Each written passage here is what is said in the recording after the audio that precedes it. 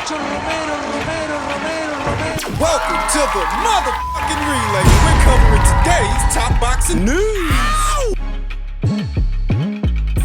Okay, we'll start with this. This weekend, on the undercard of Zepeda vs. Farmer 2 in Cancun, reigning minimum weight WBC champion Yokasta Valle will be moving up 2 weight classes to take on former champion Marlen Esparza for no belt at all. This is not a title fight, which makes it a curious situation.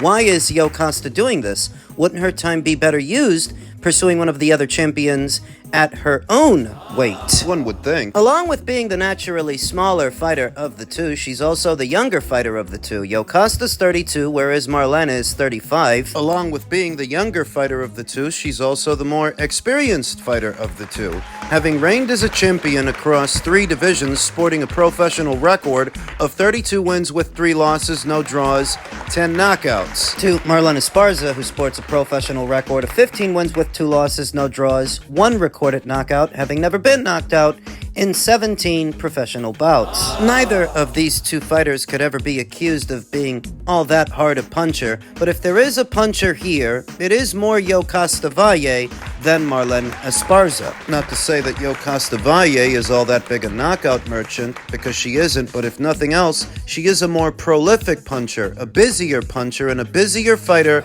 within a round than Marlen. So Yokasta would be the puncher, Marlen would be the boxer. Marlen, who was last in action in December of last year opposite the ring former champion Arely Musinho, who she won a unanimous decision against over 10 rounds. She had 2 fights last year, one in April, then again in December. To Yokasta Valle, who was a bit more busy, she had 3 fights last year, one in March, one in July, then again in November, coming off of 2 consecutive victories. Now she'll be moving up in weight 2 weight classes for this Marlen Esparza fight. As stated, I don't know why, because it's not a title fight. Losing the fight this weekend, I don't think jeopardizes Yokasta Valle's status as a champion down there at minimum weight, so if it goes sideways for her, she should be okay. That's if she loses. If she wins, I don't think she stays up there. I don't think she stays at flyweight. I don't think this heralds the start of a flyweight campaign in the flyweight division. There is but one champion, just one,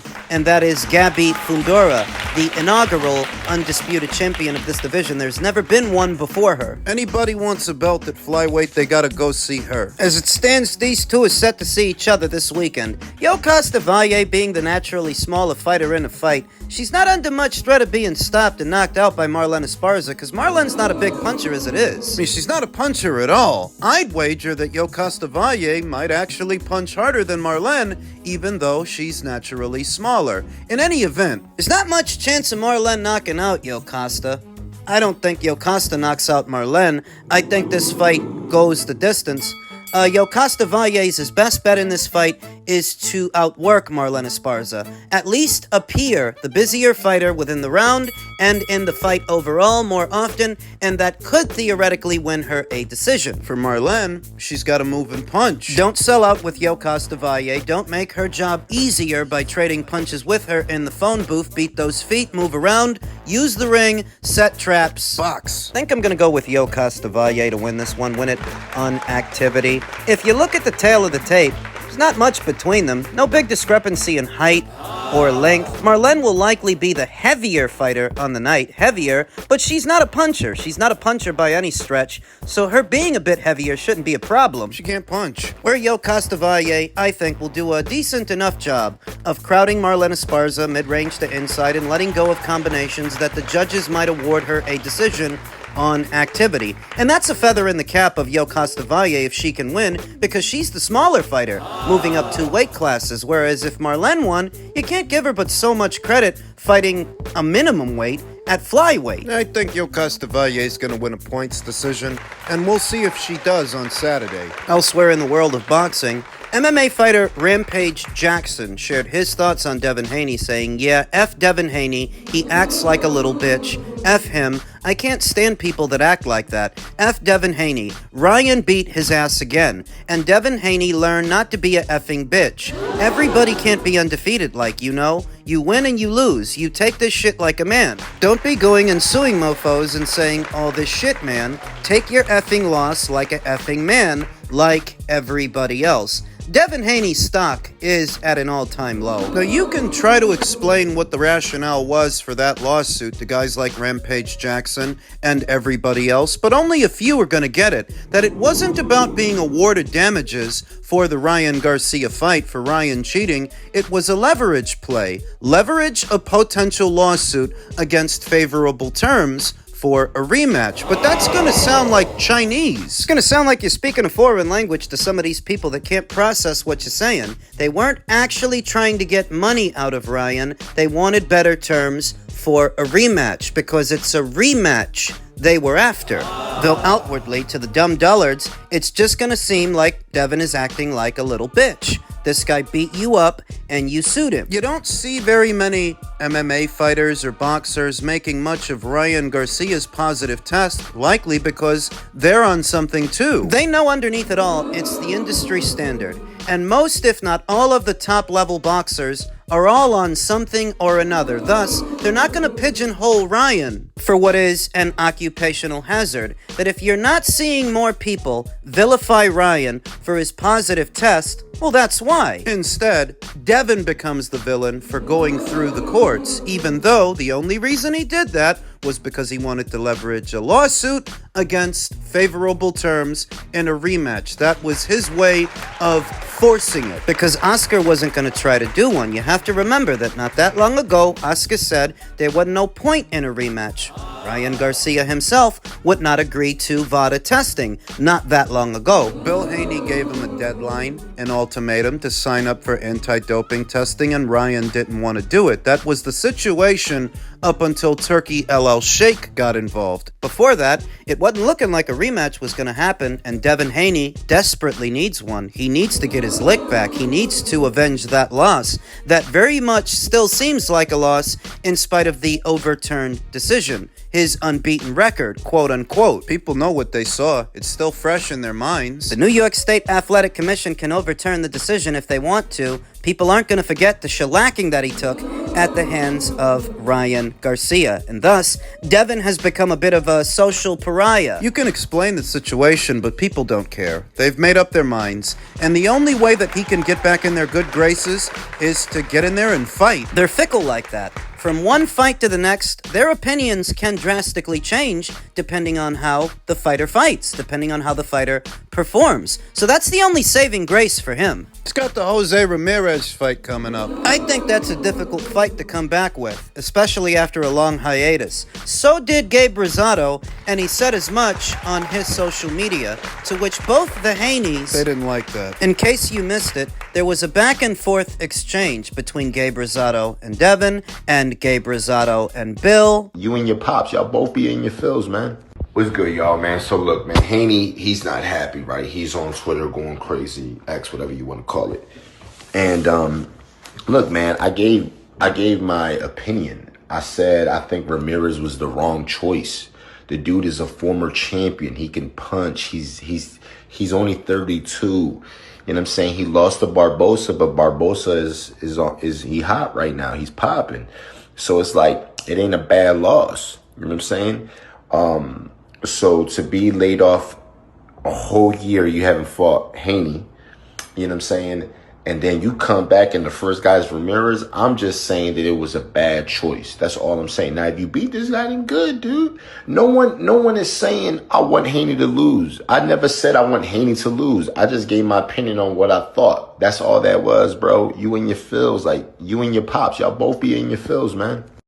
And on another note, I actually wanted, not that I wanted, but I was going for Haney in the fight with Ryan. I didn't think Ryan was mentally right.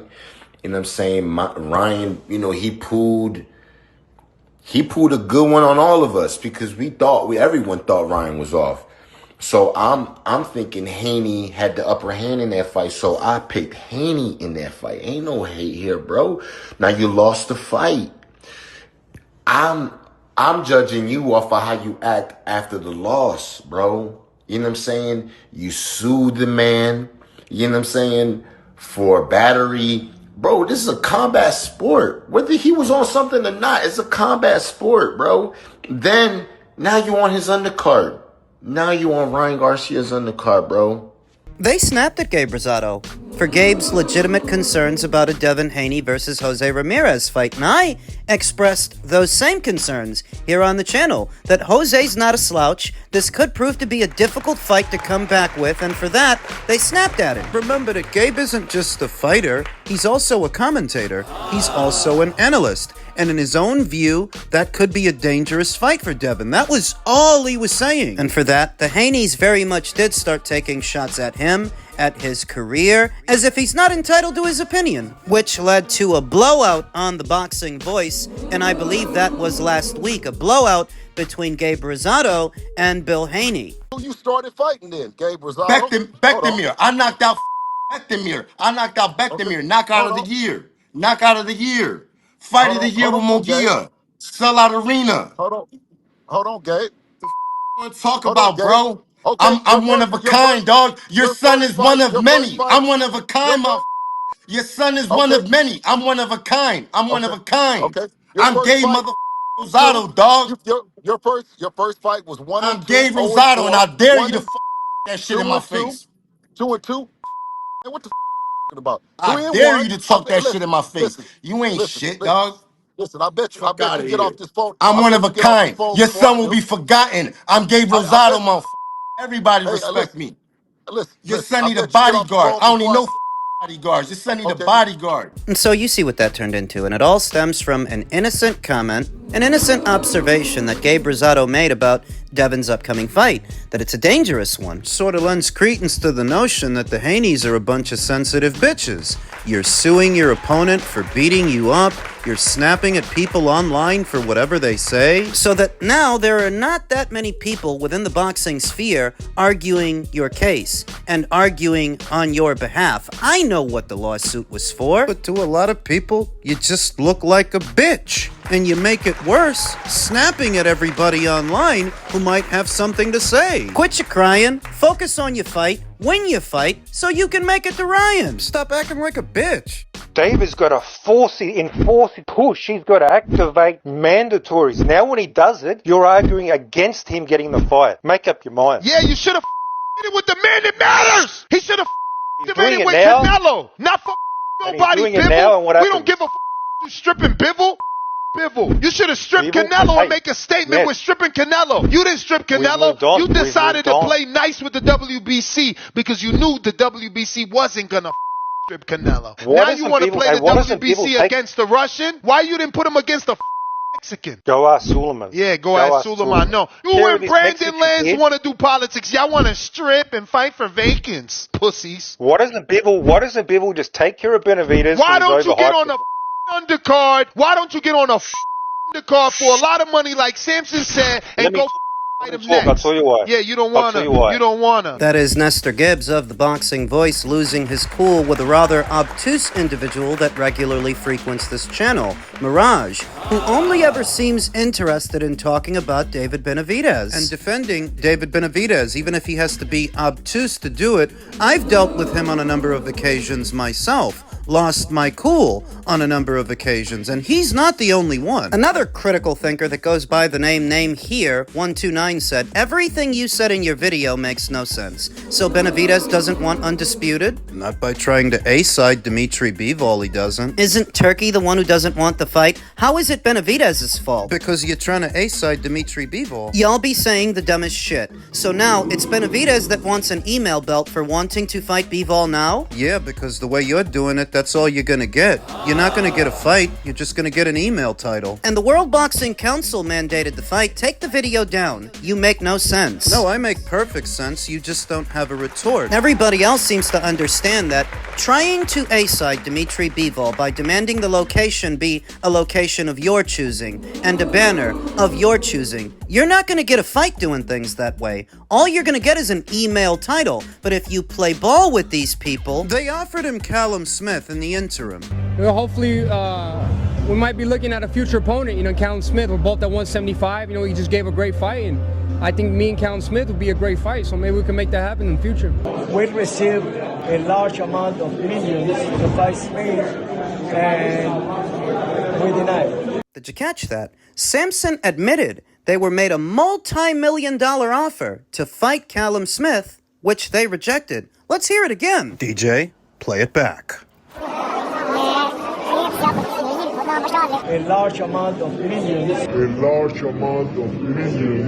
fight me, and we deny it. What David's fans seem to forget is that David's the one who brought Callum into the forefront. He's the one who brought him into the frame, so that when Callum is offered to him as an interim fight while he waits for the trilogy, they turn it down. I even remember David saying that he's got no problem with a trilogy. He's got no problem with them running it back. That who is he to stand in the way? That's what he said. When that seems to be what he's trying to do, or is it that he's not really after a fight with the winner of that fight, he's just after a vacant title, which is how it looks to me, how it looks to a lot of people, that going about things the way you are, you're not going to get the fight because you don't want to play ball, you just want a vacant title without having to fight the winner of that fight. Playing politics, just like Nestor Gibbs said. The assisted aide of the World Boxing Council, who has allowed Sebastian Fundora to hold the junior middleweight version of their belt for over a year, even though he's got a mandatory in the queue, and they didn't order it. Virgil Ortiz. Consider that Sebastian has been WBC champion much longer than Dimitri, but you ordered Dimitri's fight before Sebastian, and well before that, when Jermall Charlo was WBC middleweight champion, and he had a mandatory in the queue in Carlos Adames, you didn't order that fight either. You let that go on for weeks, months, what was it, a year and a half, 2? And you never ordered the fight, so that as soon as Dimitri becomes WBC champion, you're breathing down his neck. It just looks like you're helping Team Benavidez get a vacant title. You guys know Turkey wants to do a trilogy. You know there's a lot of money in it for the fighters, so you know they're likely to go ahead with that. And this is what you decide to do? Looks like they're in cahoots. But I'll tell you that even with the assisted aid of the World Boxing Council and David potentially becoming the next email champion, what does that really get him? What does that really do? The biggest money in this division is in Saudi Arabia, and if you don't want to go there, you're the one missing out. So save a few obtuse individuals like Mirage or this guy here. Nobody with a functioning brain cell thinks Dimitri is afraid of David. He already fought a more dangerous fighter than David 2 times back-to-back. He's going into the rubber match, which is expected. Artur won the first one, Dimitri won the second. This will be the tiebreaker. And if David is happy settling on an email title to become the next email champion instead of working with Turkey to get the winner of that fight, go ahead. But you don't fool me. I know what you're doing and why you're doing it.